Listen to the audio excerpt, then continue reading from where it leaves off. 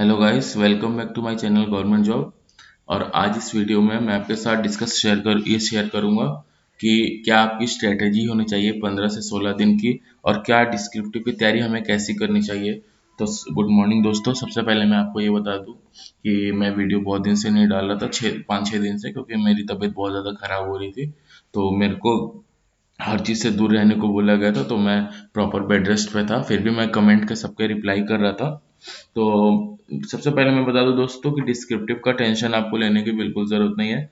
Descriptive का तैयारी हम 1 हफ्ते पहले या 8 दिन पहले भी मैं बहुत सारे वीडियोस डाल दूंगा, और वीडियोस भी डाल दूंगा, और उसका पीडीएफ टेलीग्राम लिंक पे शेयर भी कर दूंगा। अगर आपने ज्वाइन नहीं किया है तो वो कमेंट बॉक्स में मैं डाल दूंगा, वहां से आप ज्वाइन कर लेना, ठीक है। तो इस वीडियो में मैं आपके साथ डिस्कस करूंगा बहुत सी चीज़ें जो आपके लिए फ़ायदेमंद होगी। देखिए दोस्तों, बहुत से ऐसे लड़के होंगे जो बहुत ही लड़के लड़कियां होंगे जो बहुत ही टॉप एजुकेटर को फॉलो कर रहे होंगे, उनसे उनकी स्ट्रेटेजी फॉलो कर रहे होंगे। लेकिन मैं एज अ एस्पायरेंट आपको बताऊंगा कि देखो, मैं भी बहुत तेज़ नहीं था, तो मैं उस हिसाब से बताऊंगा कि जो एक कमज़ोर बच्चे को भी फॉलो करना चाहिए, और जो तेज़ बच्चा है वो तो फॉलो करेगा ही, ठीक है। तो आइए शुरू करते हैं वीडियो को। वीडियो बहुत लंबी नहीं रहेगी, फिर भी मैं आपके साथ एक आपको मैं ओवरव्यू दे दूंगा कि आपको इस 16 दिन में क्या करना चाहिए। देखो दोस्तों, बहुत अच्छी अपॉर्चुनिटी आई है, बहुत ज़्यादा वैकेंसी आई हुई है। इस वैकेंसी का फ़ायदा ये है, इसमें उनका भी होगा जो कमज़ोर बच्चे हैं, और जो तेज बच्चे हैं उनका तो होगा ही होगा, ठीक है। तो कमज़ोर बच्चों को कैसे पढ़ाई करनी चाहिए, क्योंकि इतनी वैकेंसी अगले साल नहीं आएगी। अगले साल उतनी ही रहती है, 2000 3000, उसमें फिर होता उन्हीं का है जो बहुत साल से प्रिपरेशन कर रहे हैं। तो इस समय हमें एकदम स्मार्टली वर्क करना है। देखो, हर कोई कहता है स्मार्टली वर्क करना है, लेकिन स्मार्टली वर्क के लिए भी हार्ड वर्क लगता है। तो मैं आपको बताऊंगा कि आपको कैसे पढ़ना है, क्योंकि बहुत बच्चे होंगे जो, बहुत सारे टीचर बताते हैं करंट अफेयर पढ़ो 8 से 10 घंटा, वो दिन भर करंट अफेयर पढ़ रहे हैं। लेकिन उन बेचारों को ये नहीं पता है कि जब वो पेपर देने बैठेंगे तो सिर्फ 10 से 12 क्वेश्चन हो पाएंगे उनके। और हमें यहीं तो नंबर बढ़ाने हैं, क्योंकि देखो मैथ बहुत लोग का वीक रहता है। तो मैथ में नंबर उतना नहीं बढ़ता है जितना इंग्लिश और करंट अफेयर और रीजनिंग में बढ़ता है, ठीक है। तो मैं आपको बताऊंगा कि कैसे पढ़ाई करनी है। अगर आप उस हिसाब से करोगे तो आपको फायदा होगा। बाकी आप बहुत टीचर से तो पढ़ ही रहे हो, मेरा भी एडवाइस लेके देख लो, फायदा हो जाए तो, ठीक है। आइए शुरू करते हैं। देखो, सबसे पहले मैं आपको बताता हूँ कि क्या क्या आने वाला है, ठीक है। बहुत लोगों को ये भी नहीं पता होगा, तो ये आप देख लो, ये आपका बहुत इंपॉर्टेंट रहेगा। देखो, सबसे पहले मैं बता दूं कि रीजनिंग हमारा 60 नंबर का आएगा, ठीक है। यहाँ मैं नंबर की बात कर रहा हूँ। रीजनिंग आएगा 60 नंबर का। इसमें 2 नंबर के क्वेश्चन रहेंगे, 15 क्वेश्चन, और 1 नंबर के जो क्वेश्चन रहेंगे वो 30 क्वेश्चन रहेंगे। तो हमारे ये टोटल कितने हो जाएंगे? 2 नंबर के 30 मार्क्स के हो जाएंगे, और 1 नंबर के 30 मार्क्स के हो जाएंगे। तो टोटल हमारा ये हो जाएगा 60 मार्क्स का, ये, ठीक है। ठीक है, बहुत ज़्यादा वेटेज लगता है ये। मैं बताऊंगा कि रीजनिंग में आपको क्या करना है अभी, और लोग बहुत क्या कर रहे होंगे, ठीक है। और दूसरा है हमारा क्वांट्स यानी मैथ्स। ये भी हमारा 60 नंबर का रहेगा, जिसमें 25 क्वेश्चन रहेंगे 2 नंबर के, और 10 क्वेश्चन रहेंगे 1-1 नंबर के। तो इसी तरह ये भी हमारा हो जाएगा 60 मार्क्स का, ठीक है। नेक्स्ट है हमारा इंग्लिश, जो कि रहेगा 40 मार्क्स का, ठीक है। मैंने यहाँ नंबर ऑफ क्वेश्चन नहीं लिखे हैं, मैं यहाँ सिर्फ लिख रहा हूँ कि कितने मार्क्स का है। और जो इंग्लिश हमारा रहेगा 40 मार्क्स का, इसमें 5 क्वेश्चन रहेंगे वो 2-2 नंबर के रहेंगे, और 30 क्वेश्चन जो रहेंगे वो 1-1 नंबर के रहेंगे। तो इस तरह हमारा ये हो जाएगा 40 मार्क्स का, ठीक है। नेक्स्ट है हमारा जीके। जीके हमारा 40 क्वेश्चन रहेगा, 40 मार्क्स का रहेगा, और इसे 2 नंबर के एक भी क्वेश्चन नहीं रहता है, और इसमें 1-1 नंबर के 40 क्वेश्चन रहते हैं, ठीक है। तो ये दोस्तों, ये आपके दिमाग में बैठा रहना चाहिए। अगर आप IBPS PO की तैयारी कर रहे हो, एग्जाम देने जा रहे हो, तो आपको पता होना चाहिए कि 2 नंबर के कितने क्वेश्चन आएंगे और 1 नंबर के कितना क्वेश्चन आएंगे, और हमें किस हिसाब से एग्जाम में परफॉर्म करना है, ये आपको पता रहना चाहिए, ठीक है। तो आइए नेक्स्ट स्लाइड में मैं आपके साथ करता हूँ कि देखो दोस्तों, बहुत सारे लोग यहाँ से स्किप कर देंगे कि अब देखने की जरूरत नहीं है। लेकिन मैं आपको बता दूं कि आपको रीजनिंग में क्या करना है। देखो, रीजनिंग अगर मोटा मोटी देखोगे तो रीजनिंग 100 में से 90 बच्चों का सही होता है। और देखो, अगर IBPS PO में हमें सिलेक्शन लेना है ना, तो हमें सबसे पहले तो डिस्क्रिप्टिव छोड़ के बता रहा हूँ, 200 नंबर में से आपको, जनरल कैटेगरी की बात कर रहा हूँ, आपको कम से कम 70 प्लस लाना है। 70 प्लस, मैं चाहूँ तो 80 प्लस बोल सकता था, लेकिन वैकेंसी इतना ज़्यादा है ना कि 70 प्लस हमें हर हाल में स्कोर करना होगा। अगर हमको इंटरव्यू तक जाना है और सिलेक्शन लेना है तो 70 प्लस तो करना ही है, और 70 या 80 के ऊपर आ जाए तो और उत्तम है, ठीक है। तो ये हमारी, इस हिसाब से हमें स्ट्रेटेजी अपना डिस्कस करना है। देखो, सबसे पहले मैं आपको बता दूं कि अगर आप कुछ भी पढ़ रहे हो, अगर मैं एज अ वीक स्टूडेंट बात करूं, तो मैं अभी सबसे ज़्यादा पता है किसे फोकस करता। मैं अभी सबसे ज़्यादा रीजनिंग के पजल पे फोकस करता और इंग्लिश पे फोकस करता। क्योंकि मैं आपको बता दूं कि मैथ, देखो मैथ थोड़ा सा बेसिक आता है, थोड़ा सा अलजेब्रा भी आता है। जो शुरू से अलजेब्रा पढ़ रहे हैं तो उनके लिए कोई दिक्कत नहीं है, लेकिन रीजनिंग और इंग्लिश ऐसा चीज है जो अगर कोई ढंग से करेगा तो वो इसी से ही इतने इतने से ज्यादा नंबर स्कोर कर सकता है। तो देखो, आपको स्मार्टली वर्क करना है। सिर्फ सारा सब्जेक्ट पढ़ने की जरूरत नहीं है। बहुत लोग टाइम टेबल बना रहे होंगे कि 5 घंटा ये, 6 घंटा ये। सिर्फ दो सब्जेक्ट को पकड़ के चलो जो आपका नंबर बहुत ज़्यादा बढ़ा सकते हैं। जैसे अगर मैं एज अ वीक स्टूडेंट बात करूं, तो मैं फोकस करता रीजनिंग पे और इंग्लिश पे। इन 17 से 18 दिन में मैं इतना ज़्यादा इनकी प्रैक्टिस कर लेता कि मेरे नंबर, देखो यार ये 60 नंबर का है, कोई कम नहीं है ये। और ये 40 नंबर का है, 40 नंबर का तो ये है ही, प्लस 25 नंबर का डिस्क्रिप्टिव है, तो ये टोटल हमारा 65 नंबर का हो गया। लोगों को ये नहीं पता रहता है कि ये 65 नंबर के पीछे वो नहीं भाग रहे हैं, वो भाग रहे हैं सिर्फ 40 नंबर के करंट अफेयर पे। यार जो ढंग से क्या, अगर कैसे भी हो, अगर 5 महीने से भी तैयारी कर रहा है ना, हल्का फुल्का भी करंट अफेयर पढ़ रहा है ना, तो उसका सेक्शनल क्लियर हो जाएगा। ये अफवाह है कि सेक्शनल ने 5 नंबर जाता है, लोग को 1 नंबर भी नहीं आता है। यार आता है इतना तो, 7 से 8 नंबर हर कोई स्कोर कर सकता है, अगर जो 5 से 6 महीना हल्का फुल्का भी थोड़ा सा रफ रिवीजन किया है, ठीक है। तो उसका टेंशन नहीं लेना है हमें। हमें इस समय सबसे ज्यादा, मैं आपको बताऊं, तो आप इसमें कम से कम डेली 5 घंटा दो, ठीक है। आपको डेली रीजनिंग में 5 घंटा देने की जरूरत है, अगर आपको लेना है। क्योंकि देखो, मैथ कितना भी पढ़ लो, मैं अभी बता दे रहा हूँ, मैथ कितना भी पढ़ लो, जो अच्छा बच्चा रहेगा तो 20 प्लस स्कोर करेगा। और आप मैथ कितना भी पढ़ लो, अगर आपका मैथ वीक है, आपको 7, 8, 9, इससे ज्यादा नहीं आने वाला है। तो हमें अभी देखो स्मार्ट वर्क करना है, हमें कोई हर सब्जेक्ट में टॉपर नहीं बनना है। हमें सिर्फ वही चीज पढ़ना है जिससे हमारा स्कोर 70 प्लस से या 80 प्लस से ऊपर जाए, ठीक है। तो आपको इस समय ये करना है कि रीजनिंग का मेंस लेवल का पजल जितना लगा सकते हो उतना लगाओ। इस समय मैं आपको बता रहा हूँ, डेली 5 से 6 भी लगाओगे ना, तो एग्जाम तक 18 × 5 90 हो जाएगा। 90 पजल भी लगाओगे ना तो हाथ साफ रहता है। पजल एग्जाम में लगाने में फिर घबराहट नहीं होगा। और ज्यादातर कोशिश करो एज बेस्ड पजल और फ्लैट बेस्ड पजल, ठीक है। क्योंकि एज बेस्ड पजल और फ्लैट बेस्ड पजल बहुत सारे आते हैं, और अलग से डाटा सफिशिएंसी ये सब पढ़ने की जरूरत नहीं है। क्योंकि अगर पजल लगा रहे हो तो इसकी तैयारी ऑटोमेटिकली हो जाएगी, ठीक है। इनपुट आउटपुट पिछले 2-3 साल का एनालिसिस करके बता रहा हूँ। पेपर बहुत आसान आता है। बहुत लोग कहते हैं कि पजल की तैयारी करो, क्रिटिकल की करो, इनपुट आउटपुट छोड़ दो। फ्री का नंबर है दोस्तों, 5 क्वेश्चन आएगा, फ्री में दे के जाएगा। बहुत ही आसान पैटर्न रहता है। ऐसा मत सोचना कि पीओ है तो बहुत ही ज्यादा कॉम्प्लेक्स कैलकुलेशन आएगा, बहुत ही ज्यादा कॉम्प्लेक्स लॉजिकल आएगा। एकदम आसान आता है। इसकी डेली प्रैक्टिस 5 से 6 क्वेश्चन करो, मैं बता रहा हूँ आपका हो जाएगा।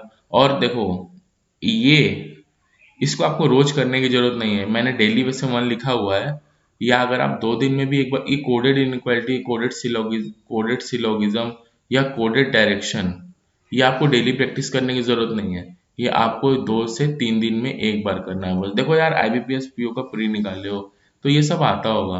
बस कोडेड उसमें जुड़ जाता है, कोई अलग से टेक्निकल चीज इसके लिए नहीं पढ़ना है। सिर्फ एक वीडियो सिर्फ एक वीडियो देखोगे किसी भी सर का। सबसे मैं प्रेफर करता हूँ कि अगर अंकुश लांबा सर का भी एक वीडियो देखोगे, ये तीनों का मैं लिंक डाल दूंगा डिस्क्रिप्शन में, तो आपको डायरेक्ट इसका समझ में आ जाएगा लॉजिक क्या है, ठीक है। और मैं बता रहा हूँ क्रिटिकल रीजनिंग 90% टीचर कहते हैं कि छोड़ दो, कोई फायदा नहीं है। लेकिन मैं बताऊं, अगर क्रिटिकल रीजनिंग अगर इंग्लिश पढ़ रहे हो ना, तो इसकी तैयारी आपकी ऑटोमेटिकली हो रही है, समझ रहे हो। तो इस समय हमको क्या करना है, क्रिटिकल रीजनिंग पे बहुत ज्यादा फोकस करना है, क्योंकि ये आपके 12 से 13 नंबर का आएगा। 1 सेकंड के लिए मैं मान रहा हूँ कि 5 पजल में से अगर 2 पजल भी बना लेते हो ना, दो दो नंबर पजल 2 2 नंबर के रहेंगे, तो 5 × 2 10 नंबर आपका ऐसे ही हो जाएगा। और अगर क्रिटिकल रीजनिंग कुछ 2 नंबर के रहते हैं, कुछ 1 नंबर के रहते हैं, ऑन एन एवरेज ये 10 नंबर का रहता है, 12 से 13 क्वेश्चन रहता है। तो क्रिटिकल रीजनिंग बहुत ही आसान आता है, हुआ फैला रहता है कि बहुत डिफिकल्ट आता है, दोस्तों बहुत आसान आता है। क्रिटिकल रीजनिंग पे फोकस करने की जरूरत है, और इस समय सिर्फ यही चीज फोकस करो। बहुत सारे मार्केट में बहुत चीज चल रहा होगा, मेरा ले लो, ये ले लो, मॉक टेस्ट ले लो, कुछ भी ले लो, सिर्फ ये लगाओ। अभी टाइम ज्यादा नहीं है, इस बार मौका ऐसा मिलेगा भी नहीं, ठीक है। जो सरकार कह रही है ना कि 10 लाख जॉब आएगी, सब एसएससी सब में आती है। और एसएससी का सिलेबस बैंकिंग के सिलेबस से बहुत ज़्यादा अलग रहता है। तो इस समय हमें रीजनिंग में भाई, मैं बता रहा हूँ ना आपको, अगर आप मेरी बात मान के देखना, आप रिजल्ट आएगा ना तो थैंक यू कहोगे। रीजनिंग पे फोकस कर लो, रीजनिंग बेड़ा पार लगा देगा, जिनका इंग्लिश भी वीक है, जिनका करंट अफेयर भी वीक है, ठीक है। तो ये बहुत हो गया रीजनिंग का स्ट्रेटेजी। और जो भी दिक्कत हो कमेंट में टाइप कर दो, ठीक है। देखो, अब मैं बताता हूँ कि मैथ की क्या स्ट्रेटेजी होनी चाहिए, ठीक है। सबसे पहले ये जान लो कि मैथ में, जैसा कि मैंने आप सभी को बताया है ना, मैथ में ऐसा रहेगा कि 25 क्वेश्चन रहेंगे, 2 मार्क्स के रहेंगे। और 1 मार्क्स के कितने क्वेश्चन रहेंगे, 10 क्वेश्चन रहेंगे, ठीक है। तो ये टोटल 60 हो गया, ठीक है। और यार देखो, मैं पर्सनली ये मानता हूँ कि जिनका मैथ्स वीक है, वो अगर देखो, 1 नंबर के 10 क्वेश्चन रहेंगे, ठीक है। अगर आपने 10 क्वेश्चन में आपका रॉन्ग नंबर सीरीज रहेगा, एक एक या दो रॉन्ग नंबर सीरीज बेस पे डीआई, मतलब मिसलेनियस टाइप का आता है कि 6 टर्म कौन सा है, 7 टर्म कौन सा है। और आपका एक एक से दो आपका अर्थमेटिक पे क्वेश्चन रहेगा। ये आपका 1 नंबर में बता रहा हूँ कि इतना क्वेश्चन रहेगा। इसमें डीआई भी हो सकती है, अगर 1 नंबर में आपकी डीआई भी आएगी तो बहुत ही हल्की सी आएगी। और बाकी जो 25 क्वेश्चन रहेंगे ना, ये आपके प्योर डाटा एनालिसिस रहेंगे, ठीक है। तो जिनका मैथ्स वीक है, उनको क्या करना है कि देखो, अगर आपका मैथ्स वीक है तो हम 2 सब्जेक्ट में तो अपना वेटेज बढ़ा ही रहे हैं, पहला रीजनिंग हो गया, दूसरा इंग्लिश हो गया, ठीक है। तो हमें कोशिश ये करना रहेगा, जिनका मैथ्स वीक है, 1 नंबर के क्वेश्चन पिकअप करो, बहुत ज़्यादा टाइम रहता है, 10 क्वेश्चन किसी तरह कर लो, 6, 5, 4 ऐसे मेंस की सेक्शनल कट ऑफ जाती है। जो जितों को जो सब्जेक्ट वीक है ना, उसका कोशिश करो कि सिर्फ सेक्शनल निकाल लो, बाकी अगर क्वेश्चन आता है तब तो कोई बात नहीं है, ठीक है। जिनका मैथ्स वीक है, 1 नंबर के क्वेश्चन पे हमें ज्यादा फोकस करना है, और किसी तरह अगर 10 क्वेश्चन कर लो तो अति उत्तम है। या देखो, हल्का फुल्का भी मैथ पढ़े होगे ना, तो 25 क्वेश्चन में भी 2 से 3 क्वेश्चन ऐसे रहेंगे जो कर सकते हो, ठीक है। तो लेकिन अभी 25 क्वेश्चन की बात नहीं कर रहा हूँ, इस समय मैं बात कर रहा हूँ कि एक एक नंबर के क्वेश्चन छाट छाट के सारे कर लेना, क्योंकि एक एक नंबर के क्वेश्चन आसान आते हैं, वो आपसे हो जाएंगे, ठीक है। और मैं ये बता दूं कि टाइम बहुत रहता है, तो सबसे पहले जितने भी क्वेश्चन आएंगे, सब छाट छाट के देख लेना, कौन कौन से 2 नंबर के, कौन कौन से 1 नंबर के हैं। उस हिसाब से हमें डिसाइड करना है कि पहले 1 नंबर, देखो छोटे क्वेश्चन रहेंगे तो 1 नंबर के रहेंगे, बड़े बड़े लॉजिकल डीआई रहेंगे तो 2 नंबर के रहेंगे। तो जो बहुत टाइम से प्रैक्टिस कर रहे हैं लॉजिकल डीआई की, वो तो ये कर लेंगे, 25 क्वेश्चन में भी बहुत क्वेश्चन कर लेंगे। और जिनका मैथ्स वीक है, उनको 1 नंबर के क्वेश्चन पे ज्यादा फोकस करना चाहिए, ठीक है। और इस समय आपकी स्ट्रेटेजी क्या होनी चाहिए, मैं बता रहा हूँ। इस समय आपको डेली 2 से 3 लॉजिकल डीआई करना चाहिए, भले ही आपका मैथ वीक हो, लेकिन आपको लॉजिकल डीआई करनी चाहिए, क्योंकि एग्जाम में पेपर हार्ड तो आता है, लेकिन 5 डीआई में ना, एक डीआई ऐसा रहता है, एक डीआई में बता रहा हूँ, पांचों जिसका मैथ्स वीक है तो 5 तो हवा भी नहीं लगेगा, लेकिन एक डीआई ऐसा रहता है जो आप चाहोगे ना तो उस DI से 6 से 7 नंबर ले लोगे। ये थोड़ा सा आसान रहता है, लेकिन लोग पैनिक हो जाते हैं, तो इस वजह से वो आगे मतलब आगे से देखते नहीं कि क्वेश्चन क्या है। तो हम देखो, ये सब तो बड़ी बड़ी बात है, लेकिन मैं इस समय आपको बता रहा हूँ कि आपका फोकस होना चाहिए 1 नंबर क्वेश्चन पे। 1 नंबर क्वेश्चन पे करके किस तरह कट ऑफ निकाल के यहाँ से कट लो, और जिनका स्ट्रांग है वो रोज लॉजिकल DI लगाए। बस यही है ही लॉजिकल DI ही लगाने, क्योंकि आपके चैप्टर का नाम है डाटा एनालिसिस। तो सिर्फ DI ही आएगा, और एक एक नंबर में जिन एक एक नंबर वाले क्वेश्चन तो ये कर ही लेंगे, ठीक है। तो आपको क्या करना है, डेली प्रैक्टिस करना है लॉजिकल DI का। अब मैं आपको बता रहा हूँ कि आपको इंग्लिश में क्या करना चाहिए। ये ये मैं अपने अपने अपने मतलब बहुत ही ज़्यादा ट्रस्ट करके आपको बता रहा हूँ कि आपको 50 वीडियो देखने की ज़रूरत नहीं है। मेंस लेवल ये मेंस लेवल हो, सिर्फ क्या करना है, ओनली एंड ओनली रीडिंग, ठीक है। रीडिंग आप इंडियन एक्सप्रेस से करो, फाइनेंशियल एक्सप्रेस से करो, और द हिंदू से करो। सिर्फ इनसे रीडिंग करो, और डेली डेली इंग्लिश को रीडिंग में आप दो 3 से 4 घंटे। ये हो सकता है बहुत ज़्यादा हो, लेकिन दोस्तों मेंस का पेपर है, ये भी आपका रीजनिंग की तरह गेम चेंजर है। तो हमें डेली 3 से 4 घंटे इसमें देने हैं। आपको अगर 3 से 4 घंटे इसमें दे दोगे ना, तो आपका इंग्लिश, देखो इंग्लिश का क्या है, इंग्लिश में IBPS में जितने भी क्वेश्चन आएंगे सारे क्वेश्चन रहेंगे रीडिंग वाले। तो और बहुत सारे बच्चे इसमें ऐसे भी रहते हैं जो हिंदी मीडियम के रहते हैं, तो उनके लिए इंग्लिश एकदम काल बन जाता है, ठीक है। तो इंग्लिश का सिर्फ एक उपाय है। अभी भी 17 दिन है दोस्तों, अभी भी चाहो तो बहुत कुछ कर सकते हो। लोग इस एक एक हफ्ते में करके निकाले हैं, ठीक है। बस उनमें और आप जो प्रिपेयर कर रहे हो इनमें ये फर्क है कि वो पैनिक नहीं होते हैं और आप पैनिक हो जाते हो, ठीक है। तो इस समय करना ही है कि पैनिक बिल्कुल नहीं करना है, सिर्फ रीडिंग करो। ग्रामर करने की देखो क्या नहीं करना है, मेरे हिसाब से ग्रामर आएगा 3 से 4 नंबर का, और मैं नहीं मानता कि ग्रामर में आपको टाइम वेस्ट करना चाहिए। फिर रूल पढ़ो, 50 से 60 वीडियो देखो, 70-80 क्वेश्चन करो, लेकिन गारंटी नहीं है कि एग्जाम में बड़े बड़े पैसे जाते हैं। 4 से 5 लाइन के आएंगे एरर डिटेक्शन के, पता नहीं उसमें मेरे को इतना एक्यूरेसी समझ में नहीं आता है, ठीक है। तो फिर देखो, सबसे इंग्लिश में सबसे इलाज यही है कि आपको सिर्फ रीडिंग करना है। रीडिंग कर लोगे तो RC की भी तैयारी हो जाएगा, आपका सेंटेंस कनेक्टर का भी तैयारी हो जाएगा, बहुत सारी चीज़ों का हो जाएगा। तो मेरे हिसाब से आपको इंग्लिश में सिर्फ रीडिंग करना चाहिए। छोटे भाई की बात मान के देखो, आपका 100% हो जाएगा, ठीक है। और focus more on economic news, आपको इकोनॉमिक न्यूज़ पे ज़्यादा फोकस करना है। सिर्फ गूगल पे ट्राई करो economic news related to RBI या सेबी। ये मैं इसलिए बोल रहा हूँ क्योंकि एग्जाम में ऐसे आते हैं क्वेश्चन, ठीक है। अभी जो बहुत पहली बार प्रिपेयर कर रहे होंगे उनका बहुत ज़्यादा दिमाग भटकाया जा रहा होगा कि आप ऐसे तैयारी करो, हमारा बेस्ट ले लो। लेकिन आपको इंग्लिश में सिर्फ यही करने की ज़रूरत है, ठीक है। अगर आप ये चारों चीज़ कर लोगे ना, तो आपका इंग्लिश बहुत अच्छा स्कोर हो जाएगा। और मैं बता रहा हूँ कि आप 25+ स्कोर करना बहुत मुश्किल नहीं है इंग्लिश में, सिर्फ रीडिंग की ज़रूरत है। अभी बहुत जगह चल रहा होगा क्लोज टेस्ट, ये वो पैराजम्बल फलान ढिकान पैराग्राफ कंप्लीशन। सिर्फ रीडिंग करोगे ना, सिर्फ रीडिंग करोगे, वो भी बिना किसी बेईमानी के, सिर्फ उसमें आप अच्छे से कंसंट्रेशन होकर रीडिंग करोगे, तो आपका इंग्लिश का बेड़ा पार 100% लग जाएगा। और इंग्लिश का रीडिंग करने का सबसे बड़ा फायदा ये है कि आपका डिस्क्रिप्टिव का तैयारी भी हो जाएगा और इंटरव्यू का तैयारी भी बहुत अच्छे से हो जाएगा, ठीक है। तो ये है इंग्लिश का। और लास्ट में मैंने लिखा है read much RC as you can, जितना ज़्यादा रीडिंग कॉम्प्रिहेंशन रीड कर सकते हो उतना ज़्यादा रीडिंग कॉम्प्रिहेंशन रीड करो, ठीक है। बहुत ज़्यादा फायदा होगा।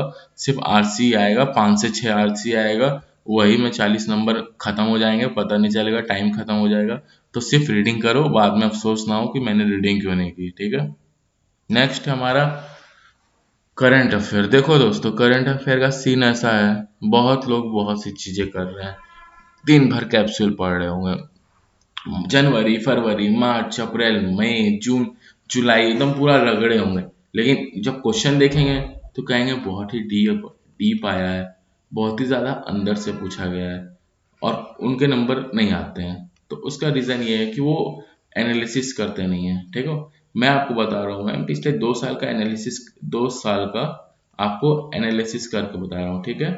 बात यह है कि प्रीवियस ईयर क्वेश्चन से अगर जिन्होंने कुछ नहीं पढ़ा है, ठीक है, इसमें 70% ऐसे बच्चे होंगे जो कुछ नहीं पढ़ेंगे, जिनको तो पता भी नहीं होगा कि मेरे रिजल्ट में होने वाला है आईपीएस पीओ प्री में, ठीक है।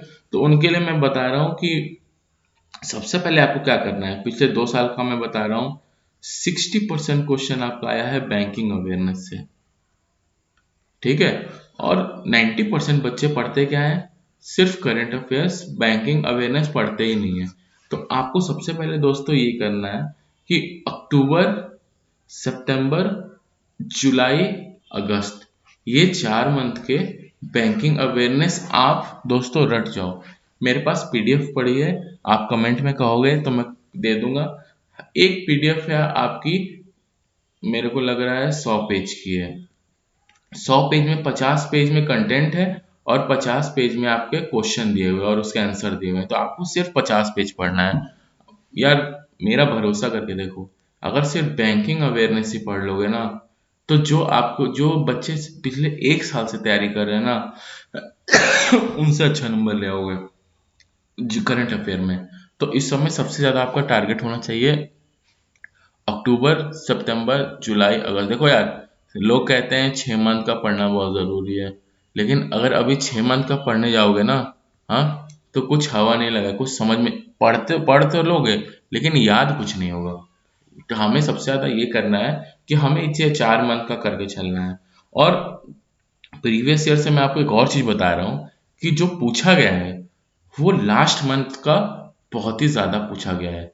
तो सबसे ज्यादा आपका प्रायोरिटी पे होना चाहिए, देखो मैं यहाँ स्टार मार्क कर दे रहा हूँ, सबसे ज्यादा आपका प्रायोरिटी पे होना चाहिए अक्टूबर, ठीक है। जुलाई से मत पढ़ो, अक्टूबर का खत्म करके, यार मुश्किल से 1 घंटा लगेगा जिसने कुछ भी नहीं पढ़ा है अक्टूबर का। आज अक्टूबर, अगस्त और जुलाई, मुश्किल से आज 3 घंटे भी दे दोगे ना इसमें, तो ये बैंकिंग अवेयरनेस कंप्लीट हो जाएगा। तो बैंकिंग अवेयरनेस तो कंप्लीट कर ही लो। बैंकिंग अवेयरनेस कंप्लीट करोगे तो बहुत फायदा होगा।